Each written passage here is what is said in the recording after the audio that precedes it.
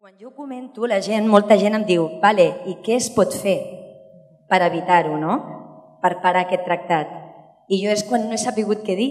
De moment, l'únic que podem fer, primer de tot, evidentment, informar-nos per tenir consciència del tema, però després que estigui en contra, de moment l'únic que podem fer és signar. La democràcia que ens deixen és molt poca i és molt limitada i es limita a votar cada 4 anys i no ens agrada que només sigui votar cada 4 anys. Però ja que només tenim això, no podem votar cap partit que no es posicioni clarament en favor dels interessos de tots plegats i cap partit que se posi a favor de les multinacionals.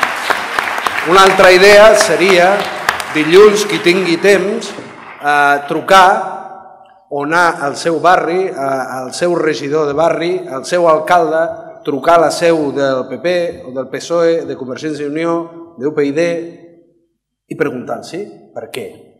I advertir-los, no votarem partits que vagin a favor de les multinacionals.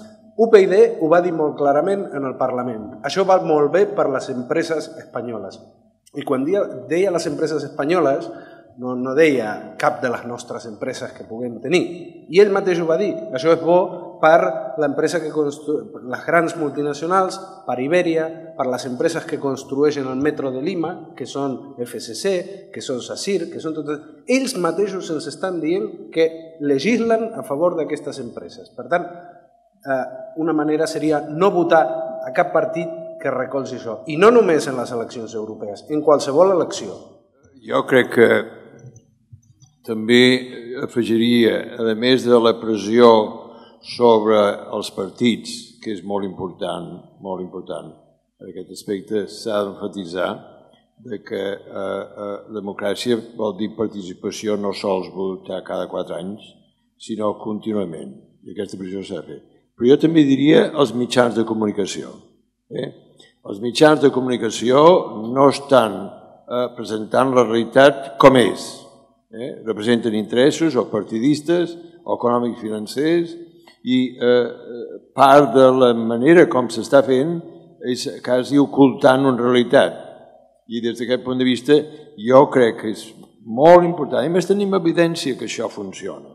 Quan surt algun comentari i que no presenta un punt de vista crític, jo us animo a agafeu el telèfon, truqueu a la ràdio, truqueu a la televisió i els recordeu, tant la privada però sobretot a la pública. Escolteu, vosaltres esteu pagat per nosaltres el poble i no esteu dient la veritat o no esteu presentant tots els punts de vista. Amablement però contundentment. Això ho teniu que fer perquè el problema que tenim a Catalunya i a Espanya són els mitjans de comunicació que no informen, que discriminen, que seleccionen i aquest és un punt molt feble per la democràcia que a vegades no es pren. És molt important que es faci pressió sobre els mitjans de comunicació que intenten ser de persuasió també. De totes aquestes empreses que estan pressionant per aquest desastre tariffer, una bona part de nosaltres en som accionistes a través del fons de pensions. És una perversió absoluta que siguem accionistes d'allò que després queixem. No podem tenir fons de pensions, de cap manera. Som culpables d'això. La pensió ens l'ha de pagar el govern i prou. I us diré una cosa. El que pot significar un fons de pensions per la nostra pensió és una millora de quant? Del 30? Del 40% de la nostra pensió? El govern ens dona el 100% i el fons de pensions ens dona un 30% més. Sabeu si erradiquéssim el frau fiscal a Espanya i el dediquéssim a la pensió, les pensions augmentarien en un 80%. Per tant, el que hem de dir és no al frau fiscal i no al fons de pensions i deixar de tenir responsabilitats amb aquestes coses. Atenció, no ho podeu fer d'avui a demà. És molt difícil desfer-nos d'un fons de pensions. A l'Autònoma ens van donar a tots els treballadors un fons de pensions de 100 euros, aquell temps de les vaques grosses. Fa 4 anys que lluito perquè me'l treguin i encara no me l'han tret. És a dir, que no és senzill eliminar els fons de pensions. Però us asseguro que si pot ser, almenys aquells que no el tenim, no el tinguem mai. Som nosaltres còmplices de la situació i això s'ha de saber i tenir idees clares.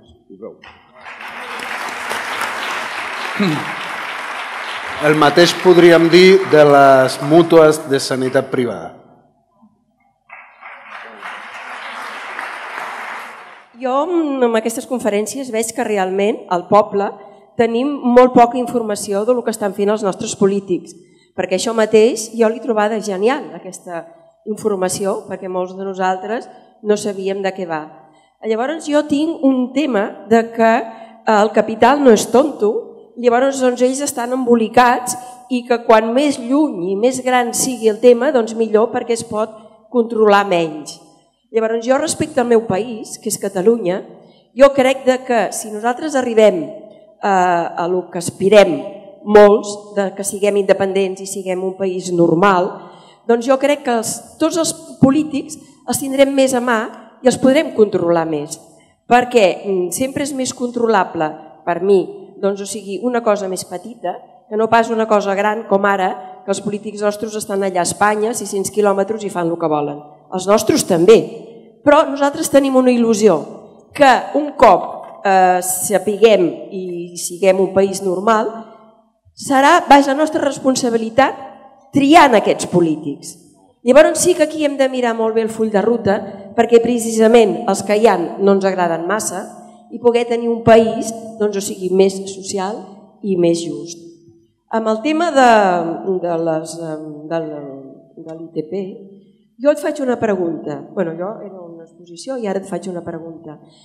Quan Catalunya sigui un país normal, si per lo que sigui ja hi ha hagut acords sobre aquests aspectes, els tindrem que assumir o no caldrà, perquè com serà un país que començarem de zero, doncs, o sigui, tota aquesta brutícia ens la podrem treure de sobre. O si serà una herència que tindrem que assumir. Primer, quan dius això de si Catalunya serà un país o volem ser un país normal, jo no ho sé si vull ser un país normal, perquè depèn de normal què vol dir, perquè si, com la resta de països europeus, que són aquests que han signat aquest tractat de Lisboa, que primer van fer un referèndum a la població, que la població, perquè França i Holanda van dir que no, va tombar el referèndum i després s'han inventat el tractat de Lisboa, que té el mateix contingut que el que era la Constitució Europea, però que ho han pactat d'esquenes al poble, només els parlamentaris. Aquesta Europa neoliberal, aquesta Europa que posa fronteres, que els immigrants no deixen entrar, què vol dir un país normal? No? Jo això ho deixaria interrogant, però pel que deies del país petit que té aquesta possibilitat d'un contacte més directe amb els polítics, jo això ho crec, però com a possibilitat. És a dir, per mi és molt important no pensar que d'una forma automàtica un país nou vol dir un pas endavant en la justícia social. Això em sembla que és molt rellevant pel moment on estem. No vol dir-ho i, tal com estem anant ara, més aviat ens orientem cap a l'altra banda. És a dir, quan el president Mas va parlar en la seva conferència i va parlar del deute, que seria un exemple d'això que dius, l'estat espanyol s'ha compromès a unes coses, però nosaltres serem un país nou, començarem de zero i podrem lliurement dir si sí o si no amb aquests acords previs. Doncs si et tornes a escoltar la conferència del Mas veuràs que diu molt clarament, evidentment, la part del deute que ens pertoca, això nosaltres ho hem d'assumir. I l'hem d'assumir i això és el que ens donarà legitimitat de cara a Europa. Això és el que farà que aquests recolzaments internacionals o europeus i internacionals que necessitem per poder ser reconeguts com a país independent i que ens facilitin el procés, això no ho tindrem si no fem els deures, si no ens portem bé, si no complim tot això. Com més coses permetem que es vagin signant, més difícil tindrem exercir la sobirania real. I ja en tenim prous, és a dir, jo sóc del parer que ja hauríem de plantar-nos ara mateix i de oposar-nos amb un acte de desobediència clara, franca, perquè si no estem preparats per fer això, el que tindrem és una gran desil·lusió. Potser no arribarem a la independència, però si hi arribem, hi arribarem amb les mans lligades. I això és el pitjor, és el que jo no voldria que passés de cap manera. Per tant, un toc, com si diguéssim, d'atenció de dir tot això que està passant ara i el TTIP, ja hem sentit que voldrien tenir-lo aprovat, si pot ser aquesta primavera, segurament no podran, però el 2015 doncs hem d'aconseguir que no l'aprovin el 2015, perquè si ho fan, les nostres mans, ni que siguem un país independent, estaran lligades i lligades molt sèriament, lligades de manera que les sancions, mira què ha passat a Grècia, Grècia és un país independent, no? I què ha passat amb la seva economia, amb les seves decisions? Això li ha servit per ser un país que ha pogut sortir d'aquesta crisi? Només si ara acaben tenint un govern que planti cara amb tot això, i jo tant de bo, no? Syriza arribi al govern i sigui l'únic país d'Europa, jo voldria que fóssim tots, però és que només que un país d'Europa digui no al TTIP, aquest TTIP no s'aprova. Hi ha una certa urgència en subratllar el que la Teresa estava dient. Permeteu-me que ho digui potser una miqueta diferent degut a la meva edat. Penseu que ja tenim un exemple de transició en aquest país. Anem passar d'una dictadura a una democràcia, i una democràcia molt, molt feble, que no reconeix la plurinacionalitat de l'estat espanyol, que encara avui estem a la cua de l'Europa social, que tenim problemes gravíssims. Per què ha passat això? Perquè la transició va estar dominada per forces molt conservadores. Controlaven l'Estat, controlaven els mitjans, i la transició va ser determinant per crear aquest producte tan feble. Escolteu, ara tindrem una transició. Compartim aquest desig d'una nova Catalunya, però el que controla la transició controlarà el producte final. Se'ns diu, escolta, però ara no és el moment, ja en discutirem després. No, escolti'm, és que després ja tindran vostès les regles que han establert en aquella transició. Per això és molt important que en aquest moment, no és després, és que s'ha de marcar que la Catalunya que nosaltres volem és molt diferent a la que ells volen. I el que controli aquella transició controlarà aquella situació. Això s'ha d'entendre, perquè ja tenim l'experiència.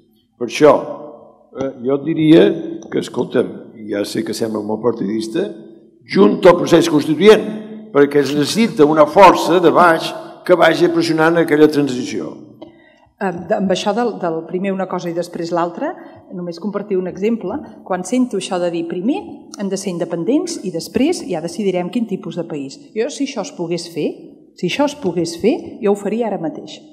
Personalment no tinc cap problema. Primer decidim que som independents i després, de zero, com deia la companya, decidim quin país volem. Jo no hi veig cap problema amb això, si es pogués fer. Però és que això, dir primer una cosa i després l'altra, és el mateix que si tu estessis de guàrdia en un hospital, t'arriba una persona amb una aturada cardíaca i dius primer farem el cor i després la respiració. Se't morirà el pacient.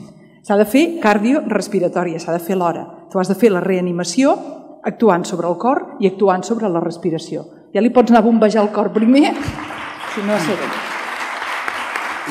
Per tant, he volgut posar aquest exemple per indicar com n'és d'absurd la idea teòrica. Si es pogués, per això, per exemple, vam estar d'acord amb el procés constituent, però també va estar d'acord la CUP, que està amb nosaltres amb el tema de la ruptura radical, i nosaltres amb ells, vam estar d'acord en donar suport a aquesta consulta, encara que aquesta consulta, la cara visible era el president Mas d'un partit de dretes, de CiU. Per què? Perquè això no comprometia res, això volia dir, diem realment que estem a favor d'aquest dret a decidir en el cas del procés amb el doble sí, i després tot queda obert, no ens hem condicionat a res, però el que no podem fer és donar suport a un govern que durant 18 mesos o 2 anys o 5 anys o 4 o els que fossin, durant aquest temps el que farà són més retallades i el que farà són acords d'aquest tipus que ens bloquegen i ens hipotequen el futur.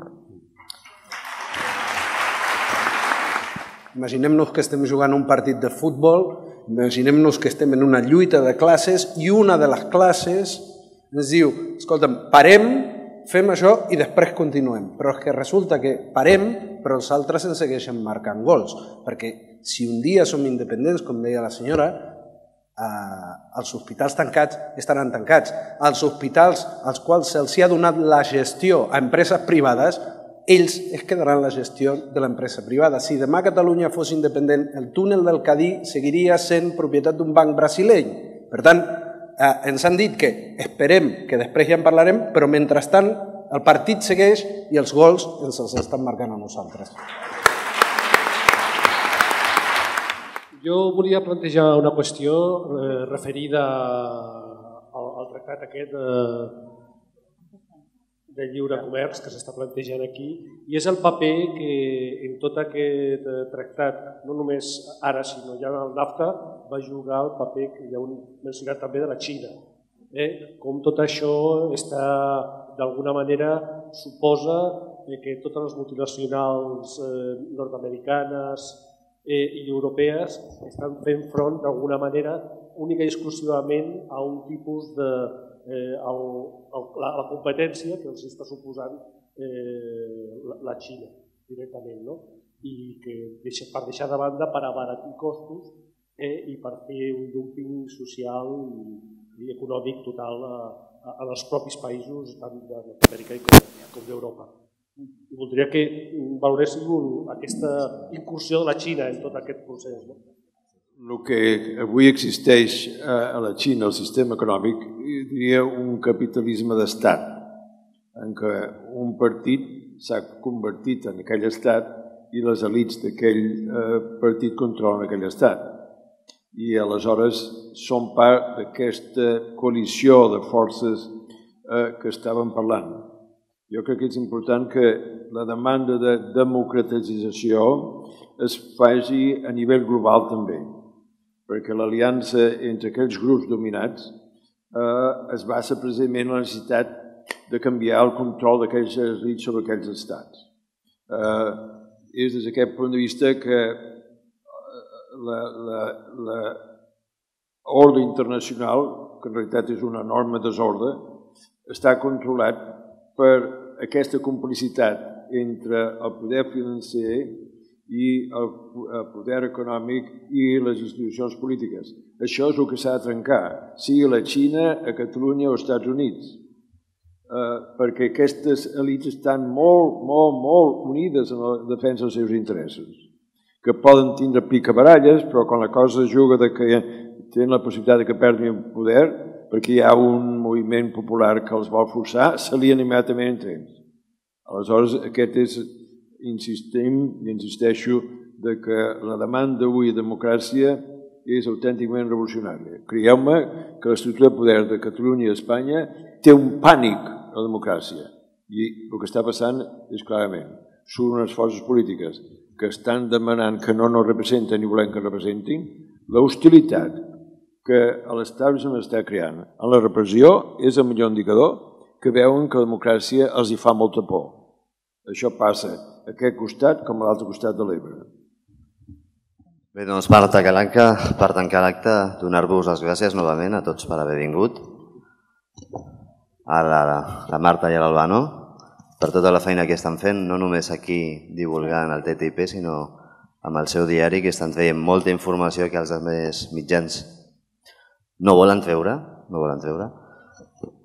A l'Arcadi i al Vicenç i a la Teresa, perquè tenen una agenda molt apretada i, de veritat, per mi ha estat una sorpresa molt grata que avui puguem estar aquí.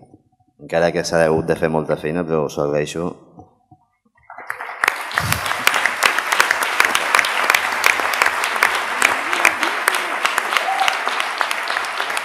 I per últim, sisplau, també a tota la gent que està treballant dintre del procés pel TTIP, hi ha un grup de treball, per tota la gent de la campanya del TTIP, perquè estan fent molta feina, estan fent moltes reunions, moltes xerrades, i jo animar-vos a que dilluns aneu a les 12 al Parlament, a la campanya del TTIP, per demostrar que realment estem en contra del TTIP i que volem que els nostres polítics s'assabentin i que ho facin públic, que hi hagi un debat públic i que ens ho expliquin.